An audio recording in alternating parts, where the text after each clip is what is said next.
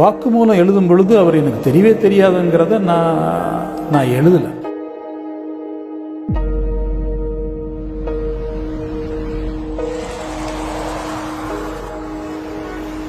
என் பையனை விசாரணையில் போகும்போது 19 வயசு.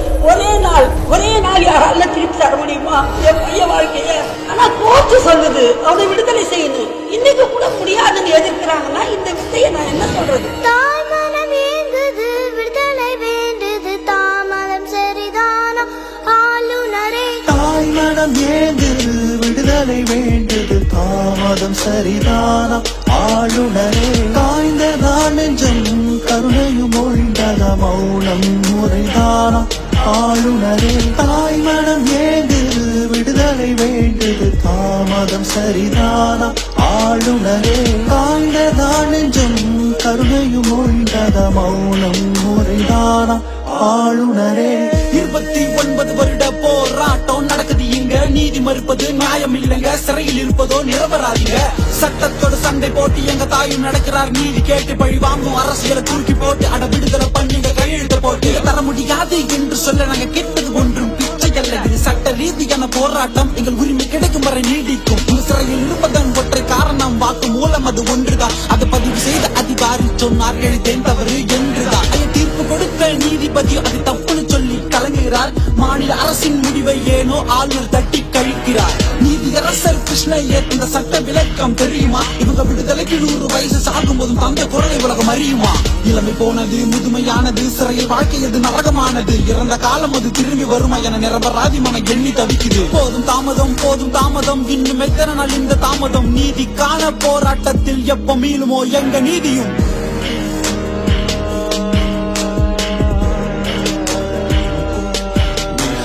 குற்றவாளி என எழுதிய தீர்ப்பை திருத்தி எழுதியது உச்ச நீதிமன்றம். அது போல் இங்கே நடக்கணும். பேரறிவாளனுக்கு நீதி கிடைக்கணும். என் பையனுக்கு எல்லாம் நோய் இருக்கு. அவன் பாதி நோயாளியா பண்ணிட்டாங்க. அவன் எல்லாத்துக்கும் மாத்திரை மருந்து சாப்பிடுறான், எல்லாத்துக்கும் மருத்துவம் பார்த்துக்கிறான். அது எல்லாருக்குமே தெரியும். மிஞ்சி போனா ஒரு 10 வருஷம் என்னோட அவன் இருப்பான். அது கூட பொறுக்கலையா?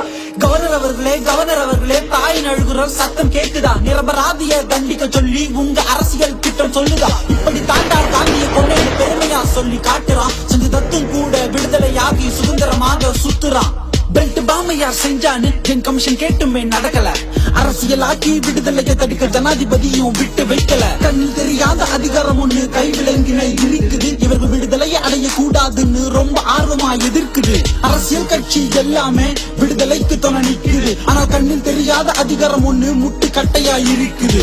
ஆளுநரே, உங்கள் முன்னே இருப்பது வெற்றி காகிதம் அல்ல. 29 ஆண்டுகள் நீதி போராட்டம், பேரறிவாளன் உள்ளிட்டோரின் விடுதலைக்கான போராட்டம். ஒற்றை கையெழுத்துக்கு காத்து கிடப்பது மொத்த தமிழ்நாடும் தானே. ஐயா, தாமதம் செய்து தூண்டி விடாதீர் எங்கள் கோபத்தை வீணே. குற்றம் செய்யல பேரறிவாளன் உள்ளிட்டோர் எதுவும் குற்றம் செய்யல. நெஞ்சம் பொறுக்கல, எங்க உரிமையும் கேட்டு கிடைக்கல. தாய்மனம் ஏங்குது, விடுதலை வேண்டுது, தாமதம் சரிதானா ஆளுநரே? காய்ந்ததான் நெஞ்சம், கருணையும் ஒழிந்தத மௌனம் முறைதானா ஆளுநரே?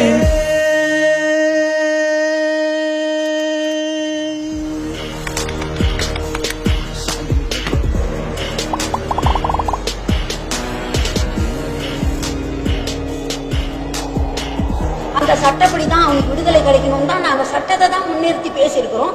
இன்னைக்கு சட்டப்படி தான் அவனுக்கு விடுதலை வந்திருக்கும். அதனால இது நடைமுறைக்கு சீக்கிரம் வரணும்னு நீங்களாமும் கவர்னருக்கு வேண்டுகோள் வைக்கலாம். எனக்கு நீங்க செய்யற உதவி அதுவாக தான் இருக்கும். விரைந்து கையெழுத்துட்டேன். என் பிள்ளையோட நான் சொல்ற மாதிரி கொஞ்ச நாளைக்கு வாழ முடியும். அவனோட வேற ஒண்ணுமே இல்லை.